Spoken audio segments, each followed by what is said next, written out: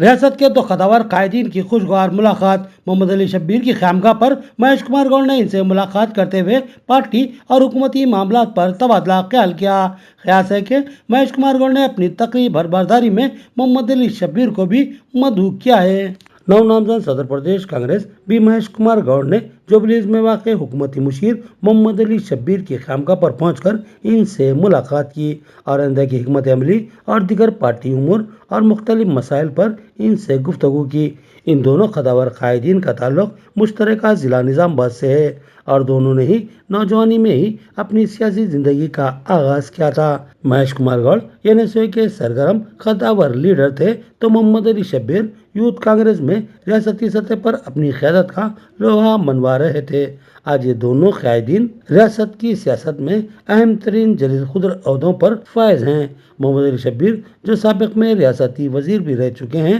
اور ان کو یہ اعزاز کئی بار حاصل رہا۔ اسی درمیان انہوں نے کئی کارہائے نمایاں انجام دیے تھے جن میں 4% مسلم تحفظات اور فیس ریمبرسمنٹ کے علاوہ دیگر طبقات کی فلاح و بہبود کے لیے حاصل کی گئی کئی اہم اسکیمات شامل ہیں۔ حالیہ اسمبلی انتخابات میں ان کو حلقہ اسمبلی نظام آباد اربن سے شکست کا سامنا کرنا پڑا تھا، لیکن کانگریس نے ان کے تجربے اور ان کی اہمیت اور مسلم طبقے میں موجود ان کی مقبولیت کو پیش نظر رکھتے ہوئے ان کو حکومتی مشیر برائے SC ST BC اور مائنارٹیز کے لیے نامزد کیا۔ اس طرح محمد علی شبیر ریاست کی 80% کے لگ بھگ آبادی کے امور میں مداخلت اور ان کے مسائل کی یکسوئی کے مجاز ہیں، جبکہ مہیش کمار گوڑ کانگریس پارٹی کے کئی اہم عہدوں پر فائز رہے اور حالیہ اسمبلی انتخابات سے قبل ان کو تلنگانہ پردیش کانگریس کمیٹی کا ورکنگ پریزیڈنٹ بنایا گیا تھا اور ریاست میں کانگریس کو برسر اقتدار لانے میں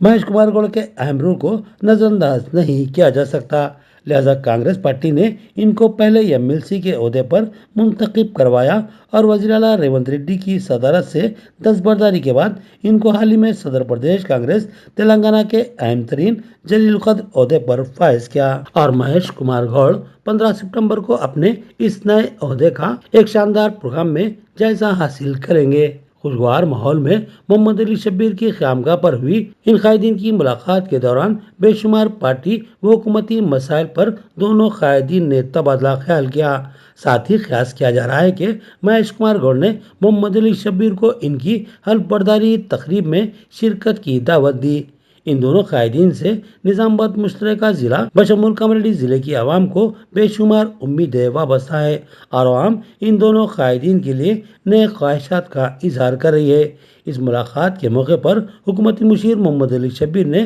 مہیش کمار گوڑ کی شال پوشی کی اور گلدستہ دیتے ہوئے صدر پردیش کانگریس نامزد ہونے پر دلی مبارکباد دی اور اپنے مکمل تعاون کا تیقن دیا۔ اس ملاقات کے دوران ان کے ہمراہ نظام آباد سے تعلق رکھنے والے ایک اور معروف قائد عبدالرحیم سیفی کے علاوہ محمد علی شبیر کے فرزند محمد الیاس علی بھی موجود تھے۔